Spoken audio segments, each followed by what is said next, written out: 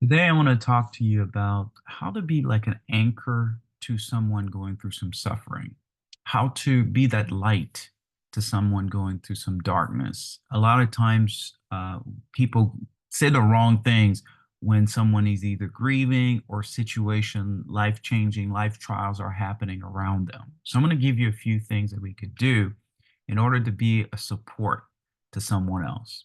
Because have you ever been with someone and you're sharing your thoughts and then they turn the conversation about making it about them, and then you break it breaks that trust. You don't want to share anything and you're really in desperate need for someone to sit there and listen to you.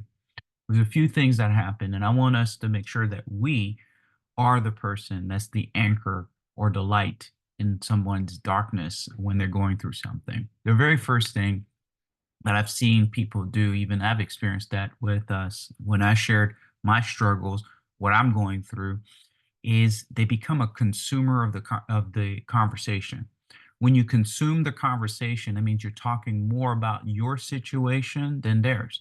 You're consuming, you're making it all about them. I'm sorry, all about you. So it's I'm not sure if you've ever spoken to people like that, but I'm sure we all did. They take the conversation and they make it theirs. So what that does, it literally it ignores your feelings and it keeps the person in suffering. It ignores their feelings, the person, and then it keeps them in suffering. So I know we don't want to do that, but we almost subconsciously do that because we want attention on us, or that person wants attention on themselves, right? Maybe they didn't get much attention growing up, so they tend to want their voice to be heard.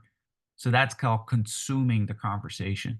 The second thing that I've seen people do is they compare the situation to someone else. So comparing is another way that doesn't help. When this is when you're telling the person that, you know what, your situation is just like everybody else. Or what you do is we tell people that it's not that bad.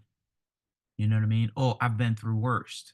Or so and so like lost everything. You still standing. You should be grateful. So now we're telling them what to do.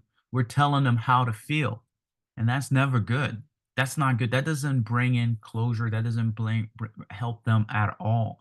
And I know we think that, well, if they could see the difference between what they're going through when somebody else is going through, then they would be less able to feel a lot of things, or they'll be grateful, right? No, the underlying conversation we're having with them is don't feel bad. We're telling them don't feel bad, because when someone is grieving or someone is going through something, we tend to don't want to we want to be the hero. We want to stop them from feeling, because growing up, we maybe some of you guys did, but I didn't see that growing up. You see, like, if you cry, you go to your room. Never really seen emotion being a place of safety. So number one, we consume the conversation. Number two, we compare them to someone else. So comparing is the second thing we do. And the third thing we do, we actually control their decision. We control their decision by what? We control them by telling them what to do. We become the expert all of a sudden. Like, we tell them, hey, do this, A, B, C, D, do this, do that, do go. Like, sometimes all they need is for you to hear them, not give them a solution. No, don't get off your fixer hat, put on your feeling hat, like where you could understand what they're feeling versus trying to impose your quote unquote opinion, which what it does, it creates resentment and it creates separation. What you're going to see is people, if you do this or someone else does that to you, you're going to find yourself resenting them. And what is resentment is just feeling like the pain and just not wanting to be around them, feeling it over and over and over again because you're suffering already and are just helping you to suffer even more. And then somebody like that, you separate yourself. And I've experienced all of the above, not to blame. I'm just saying that's human nature. I've had people get mad because I'm going through something. I can't get back to you right away. And they completely get mad. So what does that mean? That means and then I tell them what I'm going through and they totally ignore it because they make it all about them. They're comparing, and then they're complaining, they're criticizing. And then next thing you know, they're trying to control the conversation. So just understand that. And I'm not blaming, because I've done I've done all the above. Most likely I have, and I have. So it's just to be conscious about the way we communicate when somebody that is struggling, somebody that's going through something. And I know it's just it's so frustrating for the person that go through it. So I know you don't want that to happen to you. So what I'm going to do now is I'm going to give you some steps that we can do to help us to really be that light, like I said, in someone that's going through some dark time. Okay. The very first thing we want to do, we want to listen actively to their feelings without interrupting. So you want to be present and listen. Here's one thing that could help you. And when you're listening to someone, repeat what they said, not everything, what they're feeling. Let's just say somebody says, I'm really frustrated right now. I feel angry. I feel numb. And most people don't even know what they're feeling. They'll just talk, but just repeat what they say. So what I heard you said is you feeling numb, you're feeling blah, blah, blah. I could imagine it's different than saying, I know how you feel. I can imagine I must be feeling scary. So you're taking your brain, your mind, you're investing in listening to what they're feeling, because what they're most likely when somebody's going through something, most likely they're not going to make sense. It's not going to make sense when you're emotional. They're going to be afraid. They're not going to be in their right mind. But that's the point, to listen to them. They're not supposed to be in their right mind. All right. So the second thing you want to do is you want to lift them up by not comparing or minimizing their suffering. You want to lift them up. How do I lift them up? When you don't compare somebody's suffering, you lift them up because they're being heard. They feel like you do feel them. You care for them. You're not consumed by their fear, but you're just listening what they're feeling, listening and not comparing them, and allowing them to have their platform to be a safe place. Like I said, most people want to be heard, not fixed. They want to be felt, not fixed. So that's the last thing we want to do. You want to love them through your action of being patient, very patient, and also being understanding. So the biggest thing with when somebody's going through something is to be patient. It's just to hold your quote unquote expert advice, hold everything unless they ask for it, right? If they ask for it, if they want feedback, or what I always like to do is ask, do you want my feedback? I was having a conversation with one of my family members, and they were just sharing a lot of what they were going through.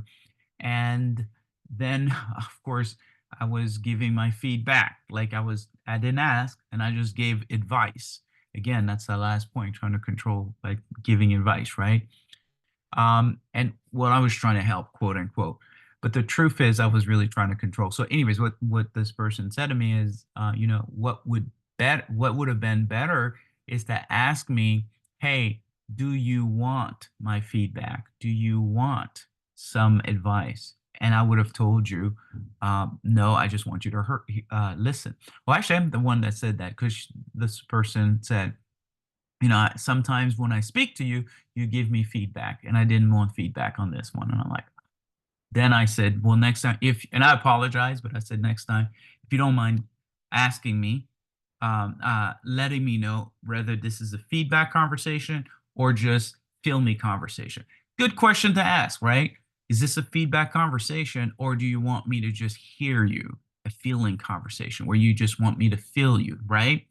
So those are great steps to take when somebody's suffering, somebody's going through something. Okay, just to recap, you want to listen. You want to listen active, very active listening to their feelings and their suffering. Second, you want to lift them up by not comparing or minimizing their suffering. And then lastly, you want to love them through your action by listening and being present and being patient through their suffering. It's important for you to be present because naturally, what we do emotionally, we check out. We have the tendency to seek comfort. We have the tendency to disconnect.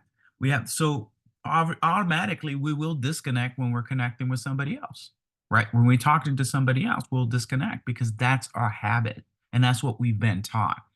So just remember that when somebody's going through it, the very first thing they need you is for you to be present, you to sit by themselves. Remember, compassion. What does the word compassion means? Compassion means suffer alongside. So then you're not suffering for, you're suffering alongside. That means that you're sitting, you're walking along and you're understanding, you're putting yourself in their shoes. You're not taking on a lot of things what we do. Another way of controlling we do is we take over their decision, like I said, but we take over everything. We try to save them from the pain. You can't save anybody from the pain. They go through it. Now, of course, you could help them out if they're in danger in a situation, and then when the time is right, you could give them feedback. But we're not to try to be the, I call it the emotional airbag of people, meaning that, hey, you know what? Disrespect me, dump on me, and I'll just be the container to contain everything. That's not what I'm saying. I'm not saying that. I'm saying listen. I'm saying lift them up. I'm saying love them. But I am not saying allow yourself to be disrespected, allow yourself to be disconnected, allow yourself to be, and because gossip could be happening too when somebody's going through suffering. They'll be like, this is all this happening. So don't get sucked into the negativity of the sharing as well. So you have make sure you have good boundaries and speak up your boundaries. So, anyways, that's what I wanted to share with you. Thank you so much for watching this. Please do comment and share. Appreciate it.